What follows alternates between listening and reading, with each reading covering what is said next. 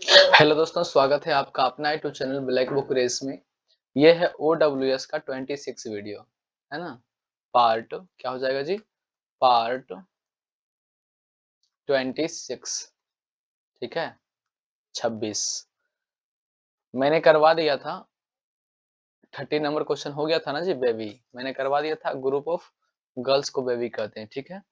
Next question को देखेंगे हम लोग 31 से। इस वीडियो में क्वेश्चन करेंगे 31 से। मिटिकुलस, है ना, मिटिकुलस। मैंने इसको करवाया है। मिटिकुलस मतलब क्या है? मिट्टी का कलश करवाए थे ना। इस मेटिकुलस को सेनोइंटो में हम करवा दिए मेटिकुलस, ठीक ना। यानी मिट्टी का कलश, यानी जो मिट्टी का कलश होता है, इसको सावधानी से रखना होता है, नहीं तो ये क्या होता है, टूट जाएगा, है ना। ये काफी नाजुक होता है, ठीक है।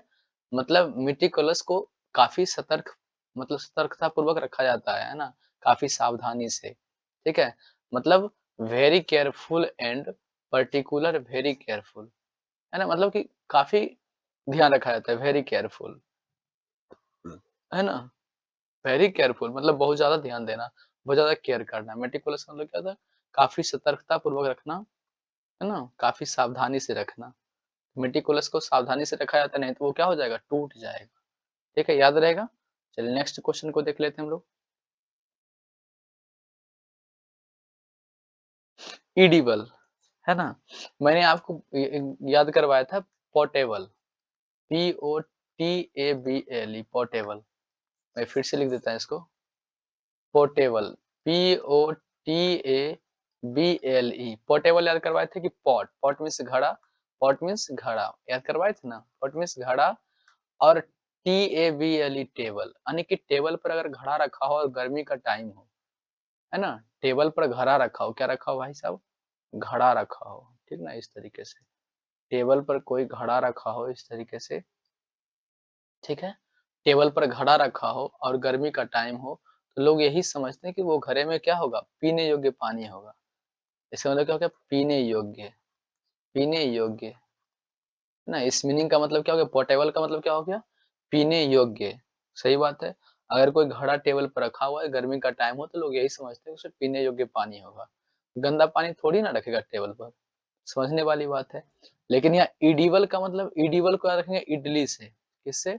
इडली से, है ना। इडिबल, EDIBL, इडिबल, इडिबल को याद रखेंगे इडली से, मतलब इटली से। खाते हो ना, थोड़ा सा चीजों को खाते हैं तो थोड़ा ध्यान में भी रखा करो, है ना। पोर्टेबल मतलब पीने योग्य, और इडिबल मतलब क्या है, इडली। इडिबल, इडिबल को याद रखेंगे किससे, इडली से। और इडली क्या होता है, दिखा देता हूँ मैं इडली क्या होता है। ये आप लोग खाए होंगे ये, ठीक है। इडिबल, सांवड़ इडली नहीं होता है, वो इडिबल को याद रखेंगे इटली से। किससे? इडली से या इटली से, है ना, जो भी कह लो, इडली ही होता है। क्या होता है, इटली नहीं होता बल्कि इडली होता है, ठीक ना। इडली, तो इडली मतलब इडिबल। इडली क्या होता है, खाने योग्य होता है। A thing fit to be eaten. और पोर्टेबल मतलब क्या होता है, पीने योग्य, है ना। अ फिट टू ड्रिंक, है ना, पीने योग्य। और ये खाने योग्य है। A thing fit to be eaten, जो खाने योग्य हो। इडिबल मतलब क्या है, जो खाने योग्य है। चलिए, इनएडिबल, इन मतलब क्या हो गया, निगेटिव कर दिया, इन लगे आगे। इनएडिबल, एडिबल मतलब इडली, एडिबल मतलब इडली, हो गया ना। इडिबल मतलब इडली, और इन लग गया मतलब नहीं, यानी कि ईडिबल मतलब खाने योग्य, और इन लग जाने से क्या कर दिया, उसको निगेटिव कर दिया, मतलब जो खाने योग्य नहीं रहा, मतलब नॉट सुटेबल फॉर ईटिंग, जिसको आप नहीं खा सकते हैं, जिसको आप नहीं खा सकते। काफी सिंपल है, आपको समझ में आ गया होगा। क्वेश्चन नंबर 33 को देखिए। इनएडिबल, समझ गया ना। इनएडिबल, ईडिबल मतलब क्या है, खाने योग्य। ईडिबल मतलब क्या हो गया, खाने योग्य। ये बताया ना, ईडिबल का मतलब क्या है, इडली मतलब खाने योग्य। और इनएडिबल, इन मतलब क्या है, इन कर दिया, निगेटिव बना दिया। इडिबल को इन क्या कर दिया, निगेटिव बना दिया, मतलब जो खाने योग्य नहीं रहा, मतलब अखाद्य, not suitable for eating, not fit to be eaten, यानी कि जो खाने के योग्य नहीं है। नेक्स्ट क्वेश्चन को देख लेंगे। नेक्स्ट क्वेश्चन के लिए हमें चलना होगा नेक्स्ट स्लाइड की तरफ, और नेक्स्ट स्लाइड को मैं ले आता हूँ। नेक्स्ट स्लाइड ये रहा आपके सामने। चलिए, क्वेश्चन नंबर 34 को देखेंगे, विंडफॉल, है ना? क्वेश्चन नंबर 34 को देखेंगे, विंडफॉल। विंड मीन्स क्या होता है जी? विंडफॉल को याद करने का, विंड मीन्स हवा होता है। क्या होता है? हवा होता है ना? हवा का झोंका होता है, विंड। अब फॉल मीन्स क्या होता है? गिरना। फॉल मीन्स क्या होता है? गिरना, ठीक है? अब मान लो विंडफॉल, है ना? विंडफॉल मतलब हवा से जो फल गिरता है वो हमेशा अप्रत्याशित लाभ ही होता है। अच्छा, ठीक है, वो भी, लेकिन विंडफॉल, अब मान लीजिए हवा आपके पास, मतलब कि फलदायक पेड़ का बगीचा है, फलदायक पेड़ का बगीचा है। मतलब आपके पास बगीचे हैं, बगीचे में आम का पेड़ है, अमरूद का पेड़ है ना? अनार का पेड़ है, इस तरीके से, ठीक है? पत्थर मारने से क्या होता है कि कच्चा फल भी गिर जाता है, लेकिन हवा से जो टूट के गिरता है तो वो जनरली क्या है? पके हुए फल ही गिरते हैं, ठीक है? तो विंडफॉल, जब हवा की तेज झोंके आती है तो क्या होती है? वो बहुत सारे अपने साथ विंड विंडफॉल मतलब हवा की तेज झोंका जब चलता है, तो पके हुए फल क्या होते हैं? नीचे गिरते हैं। पके हुए फल क्या होता है? नीचे गिरते हैं। विंडफॉल, जब विंडफॉल होता है, जब हवा का तेज झोंका चलता है या गिरता है ना? विंडफॉल, है ना? फिर यानी जब हवा चलती है तो क्या होता है? फल क्या होता है? गिरता है। विंडफॉल यानी कि हवा से जो गिरता है ना? हवा से जो गिरता है वो फल ही होता है, और जब फल गिरता है तो क्या होता है? वो किसान को बहुत ज़्यादा लाभ देता है ना? मतलब जो अपने से टूटकर पेड़ से गिरता है फल, वो पके हुए फल होते हैं, और वो पके हुए फल को बेचकर किसान क्या करता है? अप्रत्याशित लाभ कमाता है ना? मतलब विंडफॉल, हवाएँ चलेगी, फॉल होगा, मतलब फल क्या होगी? गिरेगा, फल क्या होगा? गिरेगा, और इससे क्या होगा? किसान को काफ़ी लाभ होगा। मतलब N unexpected price of good Fortune, है ना? अच्छी अच्छी कमाई होगी उसकी, है ना? लाभ ही लाभ होगा, है ना? तो विंडफॉल का मतलब क्या होता है? लाभ होना, अप्रत्याशित लाभ होना, है ना? चलिए, तो याद रहेगा विंडफॉल यानी हवाएँ चलेगी, गिरेगा क्या? फल, फॉल क्या होगा? फल फॉल होगा, मतलब गिरेगा वो, है ना?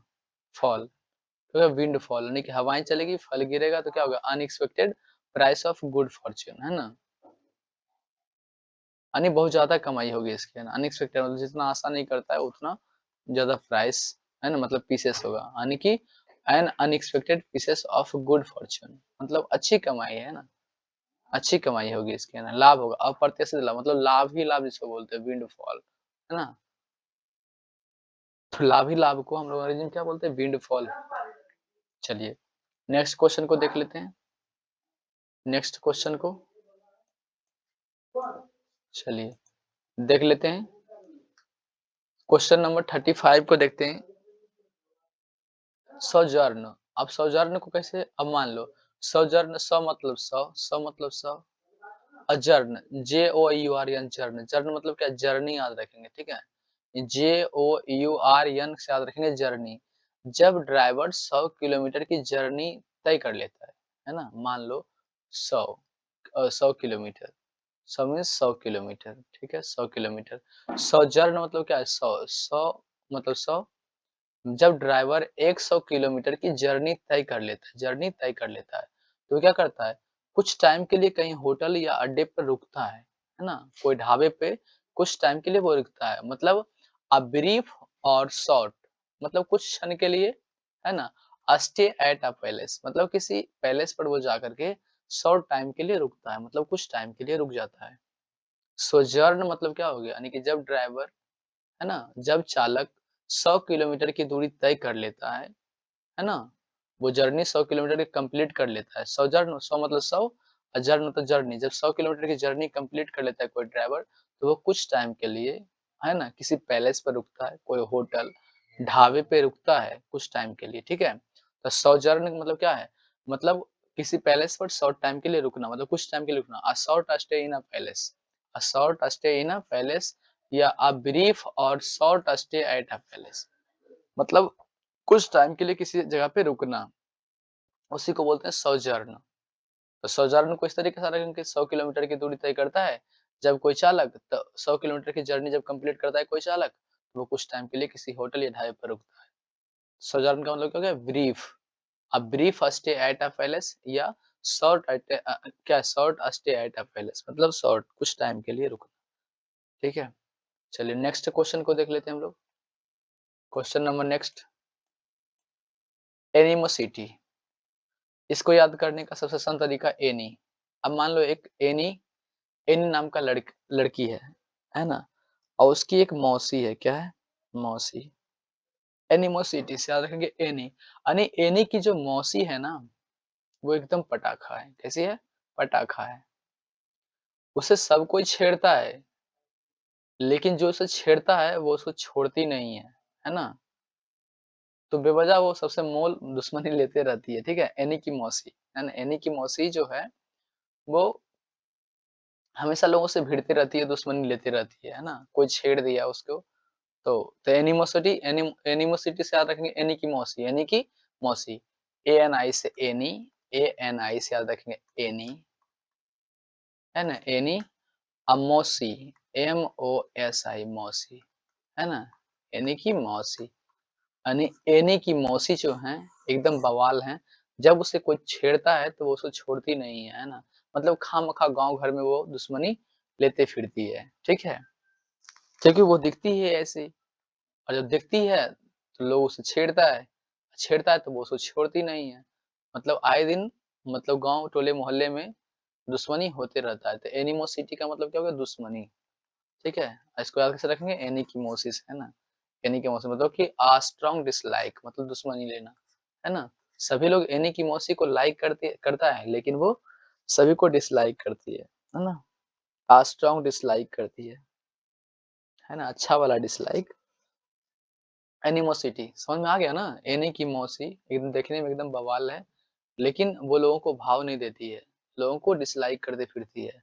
स्ट्रॉन्ग डिसलाइक मतलब लोगों से दुश्मनी लेते फिरती है, लोगों को रिजेक्ट करते फिरती है। एनिमोसिटी, एनी की मौसी याद रहेगा ना? एनिमोसिटी को याद रखेंगे, एनी की मौसी। चलिए नेक्स्ट क्वेश्चन को देखेंगे हम लोग।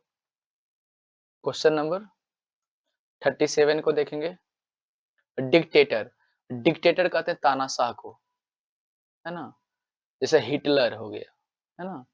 वो क्या था? एक डिक्टेटर था। हमें भी दिखता है कि तानाशाह आदमी लोगों को काम ना करने पर उन्हें बुरी तरीके से क्या करता है? तोड़ देता है ना? डिक्टेटर, डिक्टेटर को डिक्टेटर को याद करने का ऐसे, डिक्टेटर तो काफी सिंपल वर्ड मीनिंग है। डिक्टेटर मतलब क्या? तो तानाशाह होता है। ऐसे इसको याद करने का सबसे आसान तरीका है,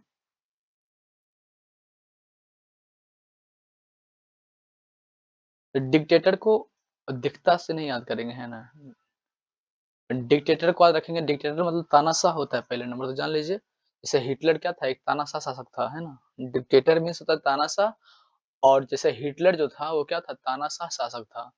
तो डिक्टेटर को याद करने का सबसे आसान तरीका है डिक्टेटर मतलब दिक्कत।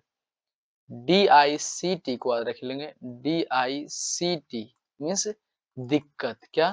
दिक्कत, है ना? दिक्कत, DICT, DICT मतलब क्या? दिक्कत। दिक्कत पहले दिक्कत देता है। जो तानाशाह शासक होता है, वो क्या करता है? लोगों को दिक्कतें देती है, मतलब परेशानी परेशानी देता है ना? लोगों को परेशान करता है, दिक्कतें देता है, परेशान करता है, इस तरीके से। डिक्टेटर को याद करने के लिए हम लोग क्या करेंगे? दिक्कत। क्या करेंगे इसको? DICT को दिक्कत। यानी जो जो तानाशाह शासक होता है, या जो, है ना? यानी ये तानाशाह शासक होता है, तो लोगों को क्या करता है? दिक्कतें देता है। और जब दिक्कत देता है ना? यानी कि जो दिक्कत देता है और जब उसके खिलाफ आवाज़ उठाता है तो उसको वो तोड़ता भी है, तोड़, है ना? TOR को पढ़ लेंगे, तोड़, है ना? तोड़, यानी जो दिक्कत देता है और उसके खिलाफ जो बोलता है उसको तोड़ता भी है, ठीक है? उसको तोड़ता भी है।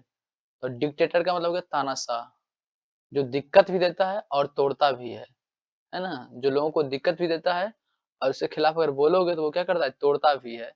तो ऐसे शासक को क्या कहेंगे? तानाशाह शासक कहेंगे। क्या कहेंगे? तानाशाह शासक। अभी भी दिक्कत है तो और सुनिए बातों को। अभी क्या हमने पढ़ाया आपको, बताया आपको? DICT, इसको याद रखेंगे दिक्कत से। क्या याद रखेंगे? दिक्कत, ठीक है? और लास्ट में लिखा हुआ TOR, इसको पढ़ेंगे तोड़, है ना, तोड़, है ना, यानी कि जो दिक्कतें देता है लोगों को, और अगर उसके खिलाफ कोई बोलता है तो उसे क्या करता है, तोड़ता भी है ना, यानी उसके साथ तोड़फोड़ भी करता है, तो ऐसे शासक को क्या कहेंगे, तानाशाह शासक कहेंगे। मतलब one who gives order in a manner that permits no refusal, है ना, मतलब तानाशाह शासक, a ruler with complete power over a country, यानी ओवर अ कंट्री मतलब पूरे कंट्री पर, है ना, जो अपनी पावर बनाए हो, है ना, वैसा शासक क्या कहेंगे, तानाशाह शासक कहेंगे।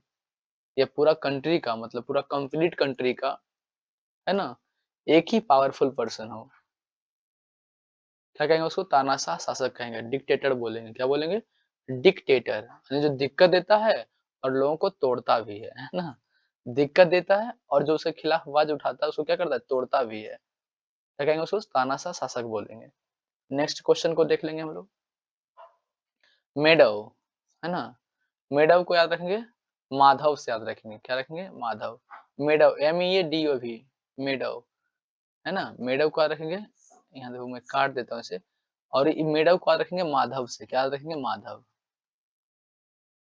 माधव, है ना, मेडव, MEADOV, मेडव या माधव, माधव यानी कृष्ण, है ना, कृष्ण भगवान, ठीक है, कृष्णा की बात कर रहे हैं, कृष्ण भगवान, है ना, गॉड कृष्णा की बात कर रहे हैं हम, गॉड कृष्णा की बात कर रहे हैं हम, कृष्ण या माधव, माधव या कृष्णा एक ही है ना, तब मेडव, MEADOV, मेडव, मेडव मतलब माधव, मेडव, MEADOW, मेडव का रखेंगे माधव से, किससे याद रखेंगे, माधव से, माधव यानी कि कृष्णा, कृष्णा के पास क्या था, कृष्णा एक ग्वाला था, और उनके पास क्या था, बहुत सारी गाय रहती थी, है ना, जाहिर सी बात है कि वो गाय चराने के लिए कहाँ जाते होंगे, घास के मैदान में, घास के मैदान में जाते होंगे ना जी। तो made of sound of Madhav का आता है ना जी, made of sound of Madhav, ये मेड ऑफ जो है साउंड निकलता है इसका माधव के जैसा, यानी कि कृष्णा के जैसा, और कृष्णा के पास क्या था, बहुत सारी गायें थी, और वो गाय चराने के लिए जाते थे कहाँ, घास के मैदान में, याद रखेंगे यहाँ से, मेडव का मतलब होता है घास का मैदान, क्या होता है, घास का मैदान, मतलब level a level track of uncultivated grassland, है ना, अनकल्टीवेटेड मतलब जिसमें मतलब कि अच्छी फसल नहीं उगाई जाती है, लेकिन वो खाली रहता है ना, और उसमें क्या होती है, घास ही सिर्फ होती है, क्या कहेंगे, ग्रासलैंड, है ना, यानी घास के मैदान बोलेंगे, अनकल्टीवेटेड ग्रासलैंड की बात कर रहा है, a low level track of uncultivated grassland, घास की मैदान, घास की मैदान, मेडव से याद रहेगा, माधव से याद कर लेंगे, मेडव को याद कर लेंगे माधव से, माधव के पास ढेर सारी गायें थी, वो चराने के लिए कहाँ जाते थे, घास के मैदान में, गाय को कहाँ चराएंगे, घास के मैदान में चराएंगे, तो यहाँ से याद रखेंगे घास का मैदान, माधव, माधव का मतलब क्या हो गया, वो अपनी गाय को चराने के लिए घास के मैदान में जाया करते थे, ठीक है, इस तरीके से अगर आप कर लेते हो तो ये याद रहेगा हमेशा के लिए आपको। चलिए क्वेश्चन नंबर 39 को देख लेंगे, कॉन्सेंटियस, है ना, कौन, चलिए CON कौन, चलिए SCINT, है ना, सेंटी मतलब साइंटिस्ट, SCINTIST ऐड कर लो इसमें, साइंटिस्ट, है ना, सेंटियस को साइंटिस्ट, यहाँ क्या है, साइंटिस्ट है ना, साइंटियस, ये लिखा हुआ है साइंटियस लिखा हुआ है ना, कौन साइंटियस लिखा हुआ है, लेकिन CON कौन, SCINTIOUS, है ना, इस साइंटिस्ट में OUS खाली जोड़ दिया है, ठीक है, तो आप यहाँ समझ लेंगे कि साइंटिस्ट की बात कर रहा है, तो हम ये कह सकते हैं कौन क्या, सभी साइंटिस्ट ईमानदार होते हैं, तभी तो वो उनके जो काम होते हैं ना, जो वो काम करते हैं लोगों के लिए, है ना, या किसी चीज के ऊपर जब वो शोध करते हैं, तो वो कर्तव्यनिष्ठ होते हैं, ईमानदार होते हैं, तभी तो उनके काम क्या होता है, बहुत जल्दी सफल होता है, ठीक है, तो कौन क्या, सभी साइंटिस्ट, कौन क्या, यस कौन, CON कौन, SCINTIOS साइंट, है ना, साइंटिस्ट जो लिखा हुआ है उसको क्या पढ़ेंगे, साइंटिस्ट, ये साइंटिस्ट जो है साइंटिस्ट से ही बना है, ठीक है ना, ये साइंटिस्ट OUS सिर्फ यहाँ ऐड कर दिया गया है, ठीक है, ध्यान रखेंगे साइंटिस्ट से ही लिया गया है साइंटिस्ट, ठीक है, कौन क्या, सभी साइंटिस्ट क्या होते हैं? ईमानदार होते हैं, बेईमान तो होते नहीं यार, सभी लोग क्या होते हैं? ईमानदार होते हैं, कर्तव्यनिष्ठ होते हैं। तो कौन साइंटिस्ट का मतलब क्या हो गया? कर्तव्यनिष्ठ ईमानदार हो गया।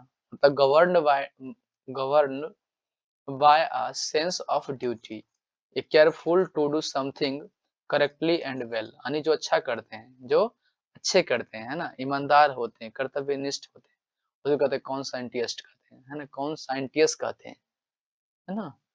कौन याद है, कौन मतलब कौन, ठीक है? साइंटिस्ट मतलब साइंटिस्ट से लिया गया है, तो कौन क्या सभी साइंटिस्ट क्या होते हैं? ईमानदार होते हैं, सभी क्या होते हैं? ईमानदार होते हैं, है ना? चलिए नेक्स्ट क्वेश्चन। और एक्सरसाइज 5 कंप्लीट हो गया, ठीक है? क्वेश्चन नंबर 40 को देखेंगे। वाह जी! चलिए इसको कैसे याद रखें? वागिश को कैसे याद रखेंगे? WA वाह, और डबल GI को पढ़ लेंगे वाजी। क्या पढ़ लेंगे? वाजी। वाह जी वाह! नहीं बोलते हैं वाह जी वाह। वाह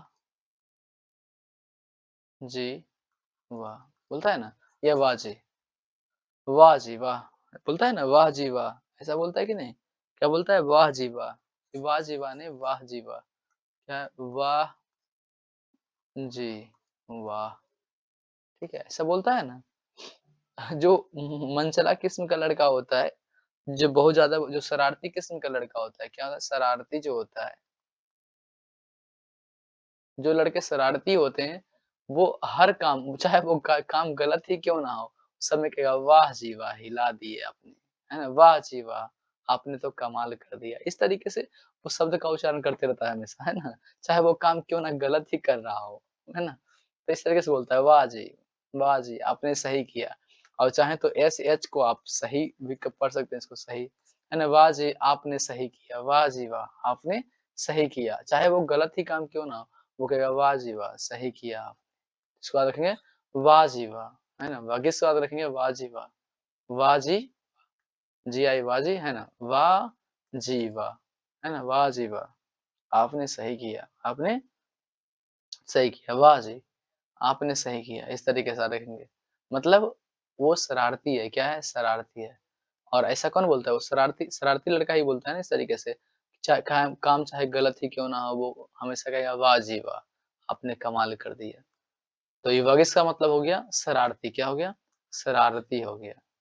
मतलब रॉगिश, है ना? रॉगिश इन मेरिमेंट एंड गुड क्या लिखा हुआ है जी? एंड गुड ह्यूमर लिखा हुआ है ना? गुड ह्यूमर, है ना? गुड ह्यूमर कहता रॉगिश इन मेरिमेंट एंड गुड ऑनर, है ना? है ना? ह्यूमर है, गुड ह्यूमर है। मेरिमेंट मतलब खुश, मतलब मतलब चाहे वो काम क्यों ना कैसा भी हो, है ना? वो सभी कामों में खुश हो जाता है और ऐसा शब्द का उच्चारण करता है वाह जी वाह! है ना?